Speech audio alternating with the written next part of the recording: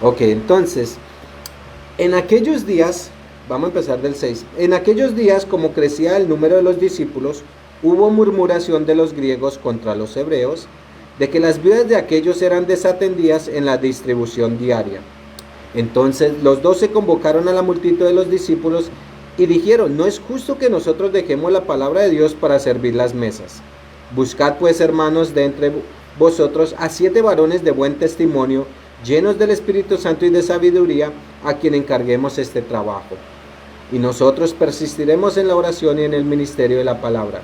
Agradó la propuesta a toda la multitud, y eligieron a Esteban, varón lleno de fe y del Espíritu Santo, a Felipe, a Prócoro, a Nicanor, a Timón, a Parmenas y a Nicolás, prosélito de Antioquía, a los cuales presentaron ante los apóstoles, quienes orando les impusieron las manos, y crecía la palabra del Señor, y el número de los discípulos se multiplicaba grandemente en Jerusalén. También muchos de los sacerdotes obedecían la fe. Entonces me gusta cómo comenzó el versículo 1, en aquellos días. ¿Cuáles días? ¿Sí? Los días que hemos estado hablando han sido los días de persecución, los días de oposición, los días difíciles para la iglesia. El domingo pasado hablamos de cómo arrestaron a todos los discípulos y fueron azotados y amenazados. ¿Por qué? Porque ellos estaban predicando el evangelio. Entonces, en aquellos días difíciles, la iglesia seguía creciendo. Más personas eran salvas. Quiere decir, Dios seguía obrando, ¿sí?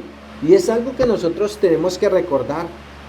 Porque mire, Dios sigue trabajando aún en esos días difíciles, aún en medio de esos días que a nosotros no nos gustan. Dios sigue obrando. Amén. El versículo 1 entonces dijo que hubo murmuración de los griegos contra los hebreos, de que las vidas de aquellos eran desatendidas en la distribución diaria. Y acá este versículo nos muestra algo muy interesante y que para muchas personas puede ser una sorpresa. No todas las iglesias, y aún en esta iglesia, en este tiempo, nada era perfecto. No hay iglesia perfecta. Calvary en inglés o en español no es una iglesia perfecta. Y de pronto muchos pueden decir, sí, no, eso ya sabemos que no, ¿sí? Pero mire, antes de que de pronto usted se desanime y piense, ay, pero yo pensé que perfecta, buena la iglesia, y mire, ahora me dice que no. Mire, miremos lo que sucede en aquel tiempo en la iglesia. Dice el versículo 1 que había ¿qué?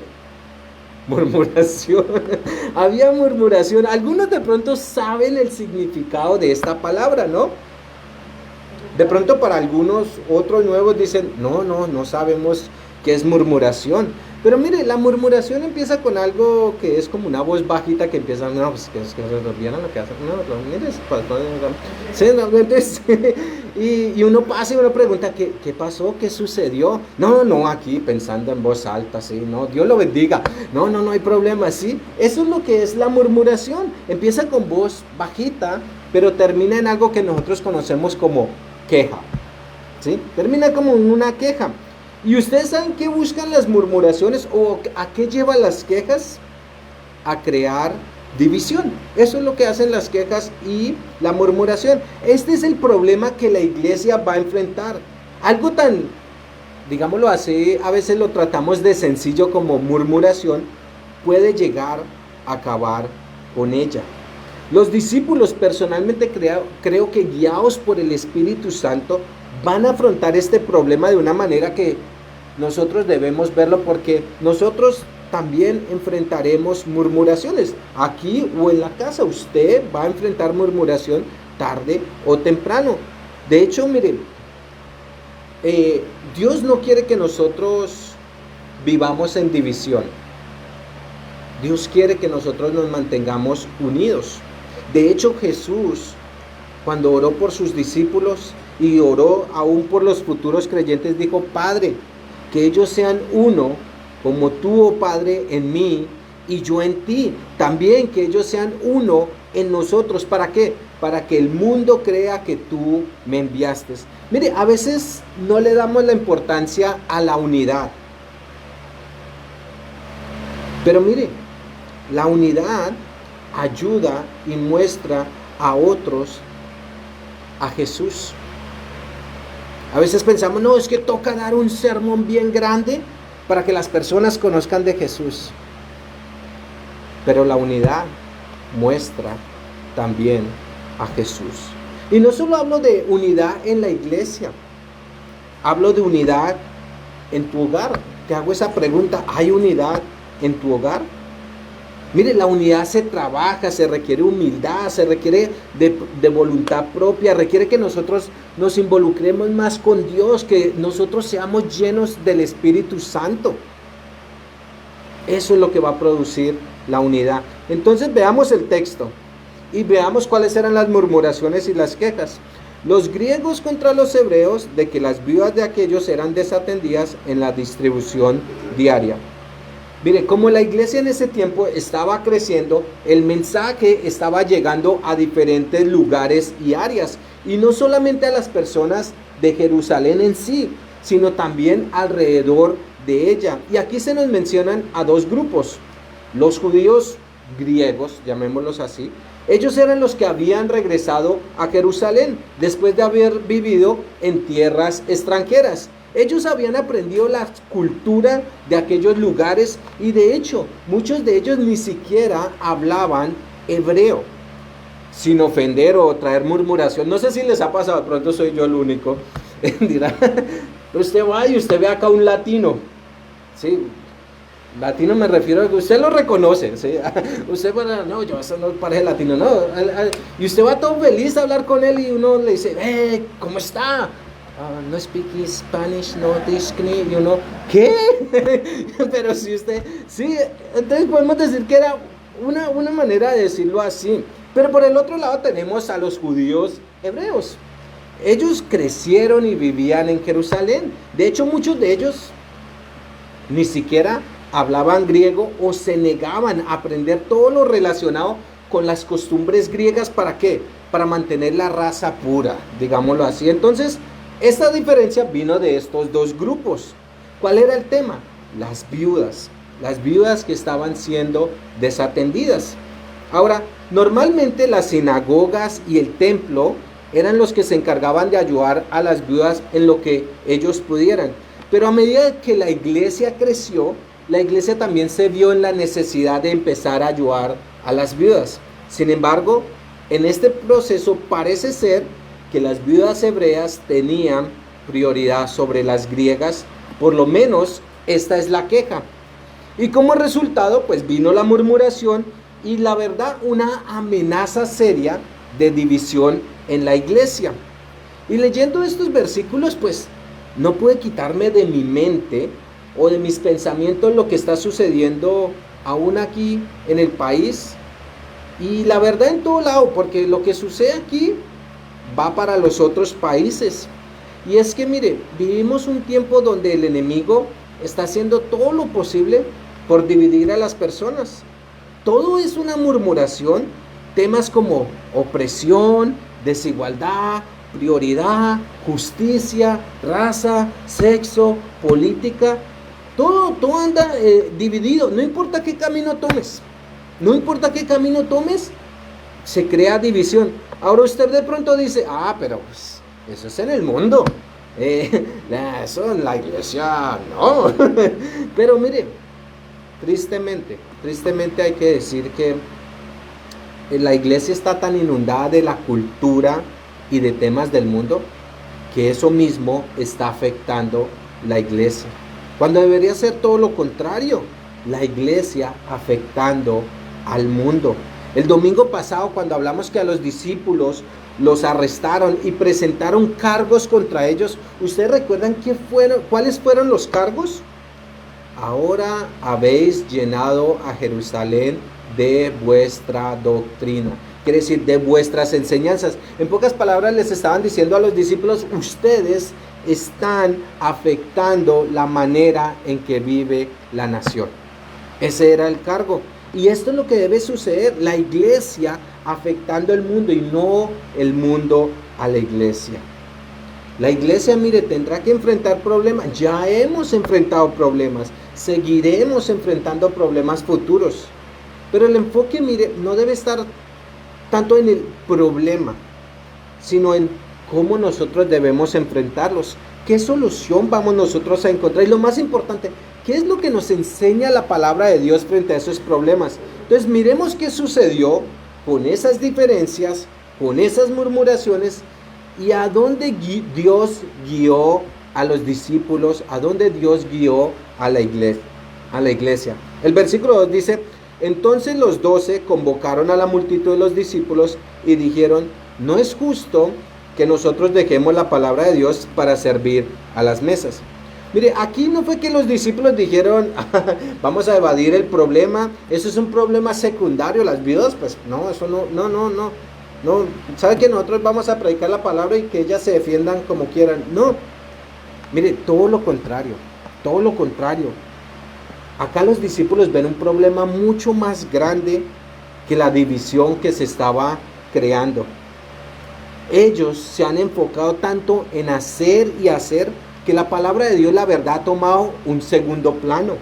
Se han enfocado en proveer y aunque suene muy bueno, esto mismo los ha llevado a descuidar lo que Dios les ha pedido.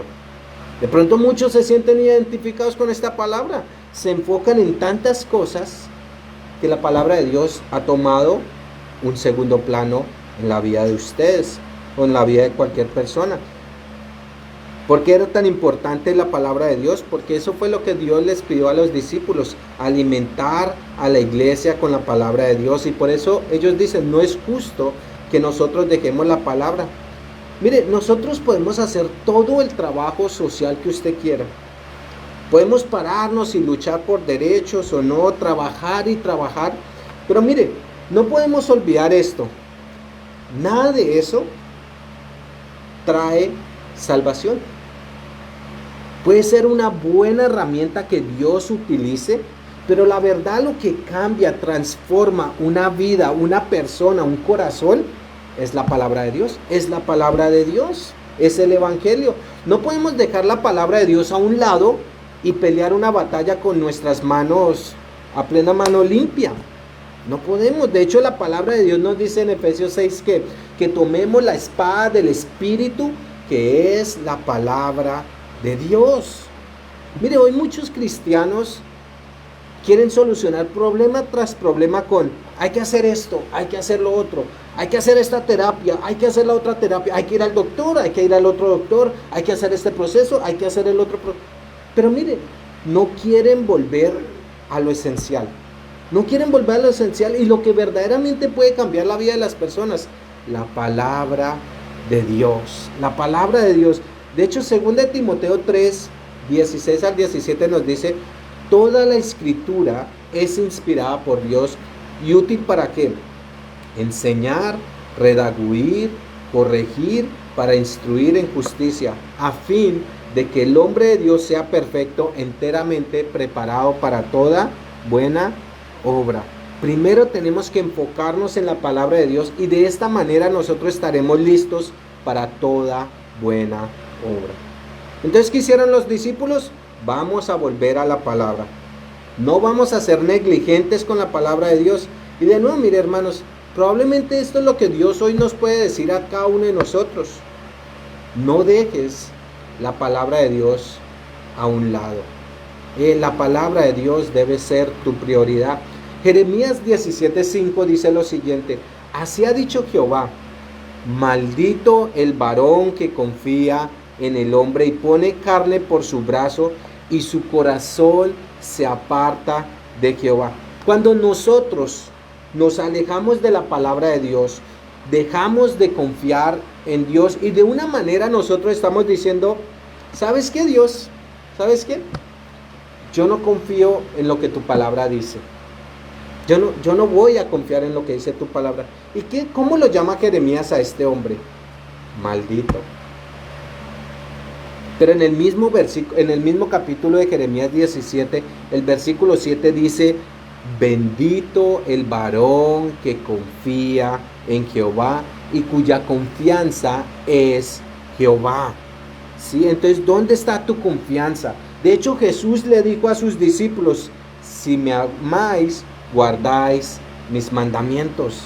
El llamado es a que nosotros regresemos a la palabra de Dios, a que no descuidemos nuestro tiempo de devocional, a nuestro tiempo de estudio, para enfocarnos nosotros en otras cosas.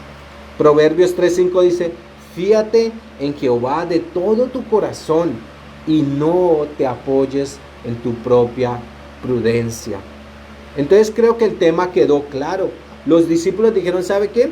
Vamos a regresar a la palabra de Dios. Esa va a ser nuestra prioridad. Y ya teniendo clara la prioridad, también dijeron: nos toca buscar a alguien para limpiar las mesas. En otras palabras, necesitamos ayuda en este trabajo. No todo lo podemos hacer nosotros, necesitamos designar a otras personas. Y el versículo 3 nos dice: buscad pues, hermanos, de entre vosotros a 7 varones de buen testimonio, llenos del Espíritu Santo y de sabiduría, a quien encarguemos este trabajo. Entonces los hermanos de la iglesia, por decirlo así, estaban murmurando acerca de un problema. Y los apóstoles le dicen: ok, pues ustedes busquen 7 hermanos. Mire, hay algo interesante trabajando en el ministerio. Y el ejemplo que les voy a dar, por favor, no los vayan a tomar personal, ¿sí? Pero, y no es para murmuración tampoco. Pero mire, usted se va a encontrar en el ministerio que alguien, por ejemplo, va a mirar afuera y va a ver esas, no sé, pues por el viento, ¿no? Hojitas. De pronto los de atrás no ven las hojitas, pero alguien va a venir y va a decirte esto: pastor, ¿sí ve esas hojitas ahí en el piso? Y uno: sí, pastor, yo creo que nos va a tocar orar fervientemente, que Dios envíe una persona llena del Espíritu Santo, con una pasión, con un amor para recoger esas hojitas, porque imagínense si alguien viene y ve la iglesia sucia. Imagínense, pastor. Entonces oremos. Y la pregunta es uno: ok, ¿y por qué tú no la recoges? ¿Será que Dios no te está diciendo a ti como: oye, mire, hay algo que tú puedes hacer? Sí, y eso es más o menos lo que nosotros vamos a ver. Los discípulos le colocan una tarea a la iglesia, a la multitud. La iglesia hace parte del cuerpo de Cristo. Ustedes hacen parte de la iglesia. La iglesia no es el pastor. La iglesia no es el pastor y los de alabanza. La iglesia somos todos. Todos aquí adoramos al Señor. Entonces mire que le dicen a la iglesia: vayan, y no les dice vayan y escojan. No, vayan y busquen. Es la primera palabra que se ve en el versículo 3, que también esa palabra se puede buscar como examinar. Quiere decir que la iglesia en verdad tenía que asegurarse de las personas que iban a seleccionar para esa obra. Ahora, ¿cuál era la obra? Ahí dice limpiar mesas. Y de pronto dice cualquiera: ay, hermano, pues limpiar mesas, eso cualquiera lo hace. Sí, pero miren los requisitos que tenían que cumplir. No era una sugerencia. Por eso los discípulos le dicen: busquen. Primero, un hermano de la iglesia. También dice buen testimonio. Buen testimonio. A veces las personas dicen: a mí no me importa lo que la gente diga. A mí no me importa lo que la gente diga. A mí lo que me importa es lo que Dios diga acerca de mí. Y ahora, sí, es verdad. Pero mire, si tú estás viviendo una vida desordenada y contraria a la palabra de Dios, eso no está bien. Ahora, entonces tenemos que ser perfectos para servir a Dios. No, pero hermanos, debemos tener un buen testimonio. Que nuestra vida en serio refleje que Dios está obrando dentro de nosotros. Y cuando sabemos que Dios está obrando dentro de nosotros, esto nos lleva a la segunda característica: llenos del Espíritu Santo. Y de pronto usted dice: bueno, pero ¿y cómo sabemos que está lleno del Espíritu Santo? ¿Sí? Bueno, pues podemos, por ejemplo, comenzar con Gálatas 5. Y se los voy a leer, miren. Gálatas 5 del 16 al 26 dice lo siguiente: digo pues andar en el Espíritu y no satisfagáis los deseos de la carne. Porque el deseo de la carne es contra el Espíritu y el Espíritu contra la carne. Estos se oponen entre sí, para que no hagáis lo que queréis. Pero si sois guiados por el Espíritu, no estáis bajo la ley. Y manifiestas son las obras de la carne. Quiere decir, se pueden ver cuando alguien anda en la carne. Y de hecho nos lo dice, mire, adulterio, fornicación, inmundicia, lascivia. Usted dice, bueno, pues gracias a Dios, nada, voy bien, mire. Idolatría, hechicería, enemistades, mire, pleitos, celos, iras, contiendas, disensiones, herejías, envidias, homicidios, borracheras, urgías y cosas semejantes a estas, acerca de las cuales os amonesto, como ya os he dicho antes, que los que practican tales cosas no heredarán el reino de Dios. Se pueden ver esas obras, mas el fruto del Espíritu Santo dice que es amor, gozo, paz, paciencia, benignidad, bondad, fe, mansedumbre, templanza. Contra tales cosas no hay ley. Pero los que son de Cristo han crucificado la carne con sus pasiones y deseos. Si vivimos por el Espíritu, andemos también por el Espíritu. No nos hagamos vanagloriosos, irritándonos unos a otros, envidiándonos unos a otros. Creo que esto nos ayuda a tener una mejor idea de por qué los discípulos les dijeron, vayan y busquen. Examinen a quién van a colocar. No creo que a ustedes les gustaría que yo llegara acá un domingo borracho a predicar. Bueno, de pronto alguno, bueno, pues para divertirlo, pero no, ¿sí? A ninguno. Pues ya me lo voy a imaginar, no, pero... O de pronto a usted no le gustaría que alguien estuviera recibiéndole, ay hermano, otra vez usted por acá, pero si ya ni lo queremos ver, ¿qué hace por acá? A usted no le gustaría. Por eso es tan importante esta parte de nosotros tener estas características, ser llenos del Espíritu Santo. ¿Por qué? Porque al final, mire, cuando el Espíritu Santo está obrando en nuestro corazón, ¿qué nos dice la Biblia? Que lo que hay en nuestro interior se va a ver reflejado ¿dónde? En nuestro exterior. Lo que hay aquí se va a ver, se va a notar, se va a notar. Entonces, llenos del Espíritu Santo, entonces llenos de sabiduría. Ahora encontré una definición que me gustó mucho. Dice así, mire, la sabiduría es la habilidad dada por Dios para tratar inteligentemente con las experiencias variadas de la vida, que resulta en bendición para todos los involucrados. Entonces, primero, ¿de dónde viene la sabiduría? La sabiduría viene de parte de Dios. Dios es el único que puede dar la sabiduría. Santiago 1:5 nos dice que si a alguno le falta sabiduría, la pida a Dios y Dios se la dará. También hay una diferencia entre inteligencia y sabiduría. Hay gente muy inteligente que conoce la palabra de Dios, muy bien, que conoce los temas actuales, excelente, pero no creen en Dios. Hay científicos con todos los grados que usted quiera, todos los estudios, pero ¿qué hacen ellos? Niegan la existencia de Dios. La Biblia llama a estas personas que niegan la existencia de Dios necios. Y de hecho nos dice todo lo contrario, nos dice que el principio de la sabiduría es el temor a Jehová.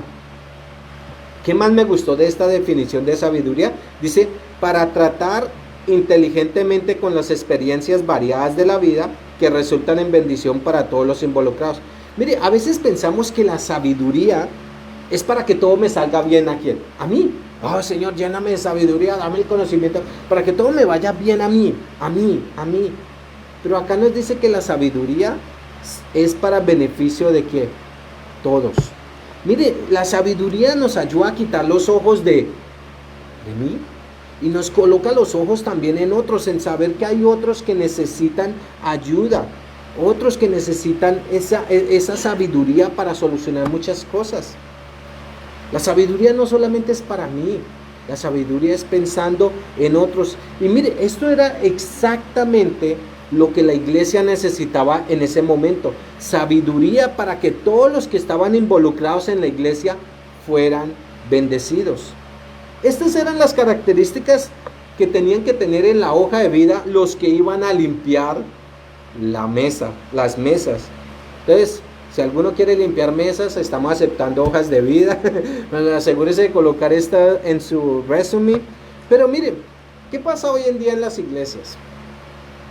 Hoy están buscando esas características. Tristemente, a veces solo se enfocan en los talentos de las personas. Sabe cantar, sabe hablar, entonces. Pero es muy importante esto porque recordemos que Dios mira el corazón.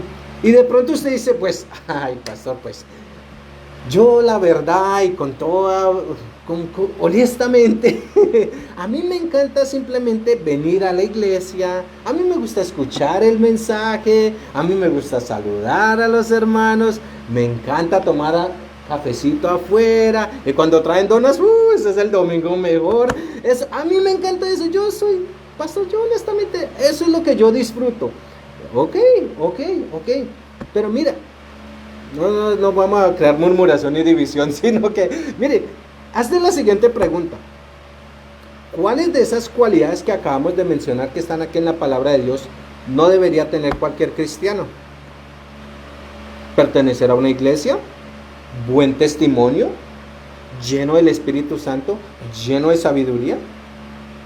Es verdad que cuando nosotros estamos aquí sirviendo para el Señor en la iglesia, somos nosotros llamados, digámoslo así, de una manera a un estándar un poco, digámoslo, más alto, porque por lo que estamos haciendo. Pero a la misma vez no quita la responsabilidad de ustedes, que ustedes sean más como Cristo. No la quita. Sin importar qué rol usted tenga en la iglesia, si usted es el pastor, o si usted simplemente asiste a la iglesia. Hoy todos, miren, nos reunimos como el cuerpo de Cristo. Hoy todos estamos aquí alabando al Señor como el cuerpo de Cristo, exaltándolo, aprendiendo de la palabra, creciendo, equipándonos, gloria a Dios. Pero mire, la verdadera batalla está afuera de estas 4 paredes. Bueno, 2. De estas 3 paredes. Está afuera, ¿sí? Está en su casa, con su familia, en su trabajo, en su barrio, donde Dios lo ha puesto. Ahí es donde usted tiene que mostrar quién es Cristo. ¿A través de qué? De su vida.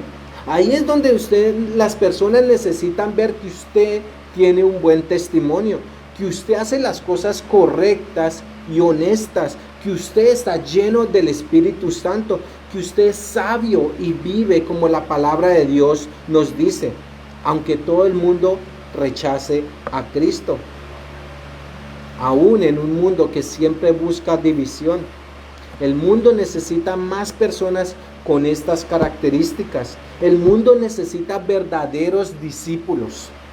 Y a eso es lo que Cristo nos llamó. Mire, su familia, sus hijos, su esposa, su esposo, su papá, su mamá necesita ver esas cualidades en usted.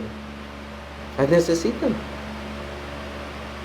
Entonces, que usted no ayude en la iglesia no significa que usted no debe vivir de esta manera. Entonces, volviendo al tema, mientras la iglesia asumía esa nueva responsabilidad, mientras ellos trabajaban para buscar a estas 7 personas, miren lo que hicieron los discípulos. Dice, nosotros persistiremos en la oración y en el ministerio de la palabra. Ya hablamos nosotros de la importancia de la palabra. Y aquí vemos algo muy importante. La palabra de Dios y la oración siempre van juntas. Usted no puede decir, no, pastor, yo he leído toda la Biblia y ora, es poquito, la verdad, poquito, es que, ¿sí? O no, pastor, yo oro, y la palabra, es que, poquito. No, la oración y la palabra van juntas. Mire, la palabra es el medio por el cual Dios nos habla a nosotros. La oración es el medio por el cual nosotros nos comunicamos con el Señor. Muchas personas piensan, no, pero es que hay mejores cosas que orar, ¿sí? La oración no sirve. Se podría hacer muchas cosas en lugar de orar, pero Por un momento piense en esto. Si usted tuviera el problema que tenía la iglesia en ese momento, ¿qué hubiera hecho usted? Pues, es un curso de administración. Y, ok. No, un curso de cómo tratar a las viudas por YouTube. Eso yo me meto en YouTube y solucionaría mi problema. No, 3 meses intensivos de cómo evitar murmuraciones. Ok. 6 meses de solucionando diferencias. Ok, mire, si usted da cursos así, no se desanime. Hay otros trabajos. No, pero ¿qué fue lo que hicieron los discípulos al acudir a la palabra y a la oración? Señor, nosotros necesitamos que tú intervengas. En nuestras fuerzas, Señor, nosotros no podemos hacer nada. Lo que ellos estaban clamando era una dependencia de Dios. ¿Sí? Señor, esta es tu iglesia. Señor, en ti nos refugiamos. Señor, mientras nosotros buscamos la respuesta, por favor, ayúdanos, guíanos. Sabemos que tú eres fiel, Señor. Sabemos que para ti no hay nada difícil. Pero lo único, y nosotros sabemos que el único que puede cambiar el corazón de una persona, eres tú. Eres tú. Tú puedes hacer 1000 cosas. Pero lo que verdaderamente va a cambiar el corazón de una persona que llega a estar en murmuración o en quejas, ¿quién es? Dios. Dios. Y probablemente lo has vivido. Puedes hacer 1000 cosas por una persona, pero si Dios no cambia el corazón de esa persona, seguirás toda una vida haciendo miles de cosas, pero el llamado es a que tú dependas de Dios, donde quiera que tú estés. ¿Qué pasó? ¿Qué pasó cuando ellos se enfocaron en la palabra y en orar? Dice el versículo 5 y 6. Agradó la propuesta a toda la multitud y eligieron a Esteban, varón lleno de fe y del Espíritu Santo, a Felipe, a Prócoro, a Nicanor, a Timón, a Parmena y a Nicolás, prosélito de Antioquía, a los cuales presentaron ante los apóstoles, quienes orando les impusieron las manos. Mire, dice que agradó a la multitud, a la iglesia, cómo los discípulos manejaron la situación. ¿Qué fue lo que hicieron los discípulos? ¿Cuál fue el secreto para agradar a todos? Porque usted sabe que agradar a todos es imposible. Es imposible. Pero ¿qué aprendemos acá? Los discípulos colocaron primero a Dios. ¿Y qué nos dice Proverbios 16:7? Cuando los caminos del hombre son agradables a Jehová, aún a sus enemigos hace estar en paz. ¿Con quién? Con él. Eso es lo que hace Dios. Aquí lo que parecía que iba a traer división a la iglesia, recuerden, empezamos con murmuración, terminó siendo algo que Dios utilizó ¿para qué? Para unir a la iglesia. Dice que agradó a toda la multitud. Y cuando dice toda, es toda. Toda la multitud, toda la iglesia. La iglesia entonces se organizó, presentó a estos 7 hombres: Esteban, Felipe, Prócoro, Nicanor, Timón, Parmena y Nicolás. Estaba buscando un nombre para la bebé, pero ninguno de estos me... Procora. No, pero bueno. Entonces, mire, usted se va a dar cuenta que estos nombres todos son griegos. Parece ser que la iglesia escogió hombres griegos y no judíos hebreos. Recuerden como les hablé al comienzo de los grupos de división entre, digamos, los nacionales y los mestizos o los mezclados. Mire, Romanos 12:10 nos dice lo siguiente: amaos los unos a los otros con amor fraternal, en cuanto a honra, prefiriendo los unos a los otros. Pero también ustedes notaron qué fue lo que hicieron los discípulos. Lo primero que hicieron los discípulos cuando presentaron a los 7 hombres, oraron, ¿sí? Personalmente yo creo que todo este tiempo los discípulos estaban pidiéndole a Dios: Señor, que la iglesia encuentre a estos 7 hombres. Dale favor delante de la iglesia a estos hombres, que puedan encontrar una solución la iglesia y llegue a estar en paz y que no vaya a haber división. Y ellos, al ver estos 7 hombres, al ver la fidelidad de Dios, que Dios contestó sus oraciones, ¿qué es lo que hacen? Agradecerle a Dios por lo que Él ha hecho. Mire, de nuevo, si nosotros entendiéramos O nada más no entender, si nosotros obedeciéramos a lo que Dios nos dice, orar. Y creo que yo creo que la verdad cada uno de ustedes en alguna vez en su vida han visto lo que hace la oración. De pronto usted ha estado orando y hay cosas que solamente usted sabe que Dios las ha contestado. Usted dice, la verdad yo estaba orando y fue Dios el que contestó. De pronto nadie lo sabe, solo usted. Pero usted sabe lo que Dios ha hecho. Usted sabe que en ese momento lo primero cuando usted ve esa respuesta de su oración, ¿qué es? Gracias, Señor, gracias. Eso fue lo que hicieron los discípulos acá. El versículo 7 dice, y crecía la palabra del Señor y el número de los discípulos se multiplicaba grandemente en Jerusalén. También muchos de los sacerdotes obedecían a la fe. ¿Cuál fue el final? Dice que la palabra crecía.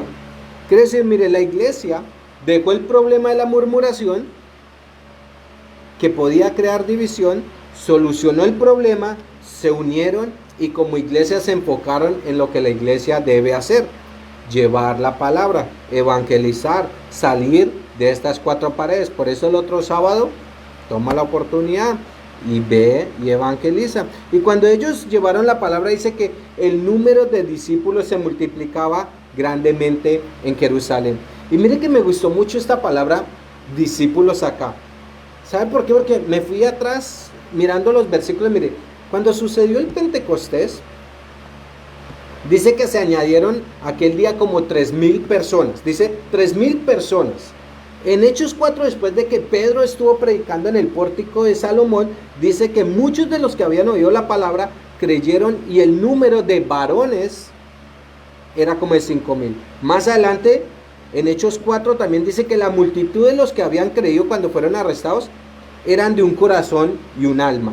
En Hechos 5:14 dice que los que creían en el Señor aumentaban más, gran número así de hombres y mujeres. Ahora, mire, no hay nada malo en los que creyeron y se bautizaron, porque pues son salvos. Nada malo con ser parte de una multitud que cree, nada malo con ser de un mismo corazón, nada malo con eso. Eso es perfecto, bueno, genial. Pero mire que acá me llama la atención que dice discípulos. Hoy en día muchas personas se hacen llamar cristianos porque van a una iglesia o porque dicen creer en Dios. Pero mire, el término discípulo, aunque nosotros lo usemos como sinónimo de cristiano, tiene un significado mucho más grande. El término griego para discípulo en el Nuevo Testamento es matetes. Y eso significa mucho más que un simple estudiante o un simple aprendiz. Un discípulo es un seguidor, alguien que se adhiere completamente a las enseñanzas de otro, haciendo esta su regla de vida y conducta. A los seguidores de Jesús se les llamó discípulos mucho antes de que se les llamara cristianos. Sus discípulos, su discipulado comenzó cuando Jesús los llamó y necesitaban ellos responder al llamado. Cuando Jesús llamó a Mateo, le dijo: hey, sígueme. ¿Y Mateo qué hizo? Dejó todo y siguió a Jesús. Jesús de hecho fue muy claro cuando dijo que era ser un discípulo, porque ser discípulo requiere una vida totalmente entregada. Lucas 14:33 dice así: pues cualquiera de vosotros que no renuncia a todo lo que posee no puede ser mi discípulo. Se espera un sacrificio. Mateo 16:24 dice: entonces Jesús dijo a sus discípulos: si alguno quiere venir en pos de mí, niéguese a sí mismo y tome su cruz y sígame. Usted sabía que todos los seguidores de Jesús, de hecho, los discípulos, con la misma palabra discípulos, no todos fueron capaces de cumplir ese compromiso de seguir a Jesús hasta el final. Que muchos de los discípulos se quedaron, diría uno, a mitad del camino o llegando al final. Y si no, mire, Juan 6:66 dice: desde entonces muchos de sus discípulos volvieron atrás y ya no andaban con él. Dios nos llama a nosotros a ser discípulos a caminar el mismo camino que caminó nuestro Señor Jesucristo. Y por eso me gusta discípulo acá. Y ser discípulo no es una decisión fácil de tomar. No. No cualquier persona puede decir yo quiero ser discípulo de Jesús. Porque cuando tú miras todo eso, vas a tener doble pensamiento de decir, no. Yo sigo a Jesús en las buenas, pero en las malas, no. Pero miren, no es para desanimarlos. Porque lo que les quiero decir es, ¿por qué es tan importante que nosotros llevemos la palabra de Dios y en verdad hayan discípulos más que, en el buen término, cristianos? Porque mire, la palabra de Dios es la única que tiene el poder, la autoridad para cambiar el corazón de una persona, para hacer un giro en la mente de una persona y entender lo que significa seguir al Señor Jesucristo. Porque cuando tú lees la palabra de Dios es todo lo opuesto a lo que el mundo te está enseñando. Todo, totalmente, 100% opuesto. Para seguir a Jesús y ser un discípulo, tienes que hacer como Jesús le dijo a Nicodemo. Jesús le dijo a Nicodemo, Nicodemo, mira, por más inteligente, por el mejor, lo mejor que tú eres, a ti te toca nacer de nuevo. No hay de otra manera, es un milagro una persona que en verdad quiere ser un discípulo de Jesús. Y por eso nosotros necesitamos llevar la palabra de Dios, porque la palabra de Dios es la única que puede transformar y cambiar el corazón de una persona. De hecho, aún personas que usted dice, no, pero es que usted conociera, es que usted la conociera o lo conociera a mi jefe. Otros dicen, no, conociera a mi esposo, pero no, eso es otro. Mire, por más duro, y usted diga, no, es que mire, es que eso es la cultura. No, mire, es que la tradición dice, y eso nunca va a cambiar esa persona. No sé si ustedes leyeron el final del versículo 7, de hecho que leímos ahí, dice, también muchos de los sacerdotes obedecían a la fe. Ellos eran las últimas personas que en este caso esperarían que se convirtieran al cristianismo. Ellos desde pequeños eran entrenados para servir en el templo. Era un honor ser un sacerdote. No era algo que usted entregaba así por así. Pero ese es el poder de la palabra de Dios, que cuando trae la convicción al corazón de las personas, te confronta con una verdad, que tú necesitas al Señor Jesucristo. Y no hay nada que valga. Que cuando si tú estuvieras delante de Dios y tuvieras que dar todas las credenciales para decir por qué te mereces el cielo o ser salvo, nada, absolutamente nada de eso te salvaría. Te darías de cuenta qué tan desagradable es tu corazón, tu mente, tu vida delante de un Dios santo y puro. Por eso damos la palabra de Dios, porque la palabra de Dios es la única que puede limpiar nuestro corazón y nuestra mente. De hecho, renueva todo y somos, de hecho, dice, nuevas criaturas, nueva creación en Cristo. Las cosas viejas pasaron, aquí todas son hechas nuevas. Esa es la diferencia de llevar la palabra de Dios. Pero mire, para ir terminando, la palabra de Dios tiene ese poder de romper el corazón más duro. Y podemos tomar la palabra de Dios y decir, ay, amén, entonces vamos a llevarle la palabra a los que no creen. Pero mire, la palabra de Dios de hecho es para nosotros. La palabra de Dios es para nosotros. Dios es el que tiene que quebrar nuestro corazón. Nuestra dureza, nuestros pensamientos los tiene que cambiar Dios. Y hay algo que aprendí mucho de estos versículos que hoy vimos. Que el llamado o lo que hicieron los discípulos fue, ¿sabe qué? Necesitamos regresar a la palabra de Dios. Necesitamos regresar a la oración. Eso fue lo que hicieron los discípulos. Y usted se dio de cuenta lo que Dios hizo cuando ellos regresaron a la palabra de Dios, cuando ellos regresaron a la oración. De pronto hoy tú has sido negligente con la palabra de Dios. De pronto tú no estás orando. Te has convertido en un oidor de la palabra, mas no un hacedor de la palabra de Dios. De pronto hoy tú estás pasando por una situación difícil que está causando división en tu hogar, en tu vida, en tu trabajo, donde Dios te tenga. ¿Qué te dice hoy la palabra de Dios? Regresa a la palabra de Dios. Regresa a la oración. Regresa, diría uno así, a los brazos de Dios. Descansa en lo que la palabra de Dios te dice. Descansa en sus promesas. Pero de nuevo, a la iglesia se le dijo buscar. La Biblia nos dice a nosotros buscar primeramente el reino de Dios. No, yo no te puedo obligar y yo no voy a estar golpeando en tu casa a las 6 de la mañana. Buenas, llegué aquí, abre tu Biblia, vamos a leerla juntos. Tampoco voy a ir a la noche. Venga, lee la palabra, ora conmigo. Eso es algo que tú tienes que hacer. Tienes que buscar de Dios. Ese es tu trabajo, ¿sí? Y de nuevo, ¿por qué te digo esto? Porque, mire, Dios nos ha llamado a ser discípulos. No solo ponernos el título de soy cristiano porque voy a la iglesia, porque creo en Dios. Discípulo es mucho más. Discípulo, hay un precio, hay una disciplina, hay un momento de buscar y es esto. Entonces, vamos nosotros a orar, ¿sí? Y pedirle a Dios, ¿sí? Que en verdad cambie nuestro corazón y nosotros podamos confiar en su palabra. Y si hay algo que en tu vida tú sabes que dices, mire, yo sé que el Señor me ha dicho, mire, dejar eso para un lado y en serio volver a la palabra de Dios.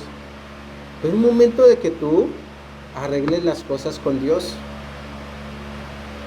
El camino está. El dilema es tú vas a caminarlo, vas a regresar a la palabra de Dios.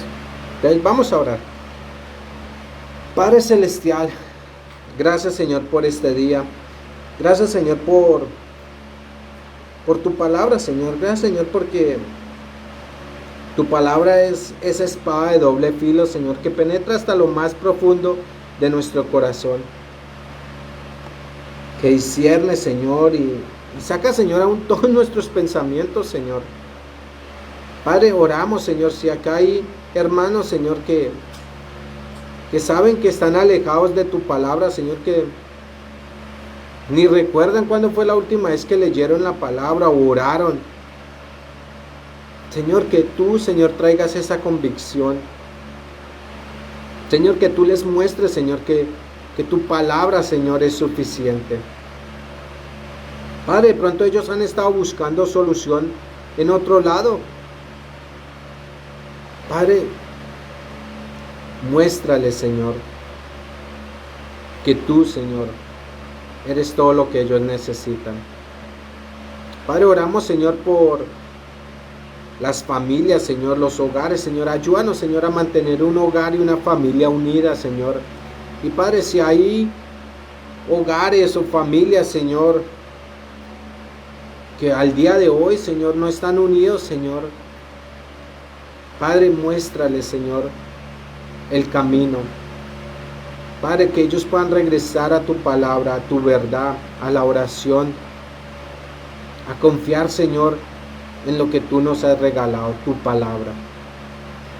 También oramos, Señor, por las personas que no te conocen, por los familiares de pronto que no te conocen, los amigos, Señor, que no te conocen. Padre, quebranta los corazones de ellos. Señor, que tu palabra llegue, Señor. Padre, cada uno de los que estamos acá, llénanos de tu Espíritu Santo. Danos la sabiduría, Señor. Ayúdanos a vivir en el Espíritu. Ayúdanos, Señor. Necesitamos de ti. Clamamos, Señor. Que queremos, Señor, ser ese pueblo que proclama, Señor, las buenas nuevas. Que proclama, Señor, las noticias del que nos sacó de las tinieblas a su luz admirable. Padre, Crea en nosotros, Señor, ese corazón. Limpia nuestra vida, transforma nuestra vida. Ayúdanos, Señor, a caminar como tú quieres. Y Padre, aún en días difíciles, Padre, ayúdanos a recordar que esas son oportunidades para ti, Señor, para ver, Señor, tu poder. Que aún en medio de las dificultades tú nos sostienes, Señor, que para ti no hay nada imposible. Padre, colocamos el resto del día en tus manos. Te damos, Señor, a ti la gloria y la honra, Señor. Y Padre, hoy queremos, Señor, terminar, Señor, con una alabanza, Señor, recordando quién eres tú. Alabándote, Señor, porque sin importar lo que suceda, Señor, tú estás con nosotros. En el nombre de Jesucristo, amén y amén.